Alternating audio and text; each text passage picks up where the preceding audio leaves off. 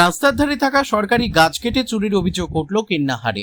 রাস্তা থেকে গাছ কেটে নেওয়ার অভিযোগ ঘিরে চাঞ্চল্য। বুধবার দুপুরে কিন্নাহার থানায় লিখিত অভিযোগ দায়ের করেন পূর্ত দফতরের কিন্নাহার হাইওয়ে সাব ডিভিশনের সহকারী বাস্তুকার সুকুমার মুখোপাধ্যায়।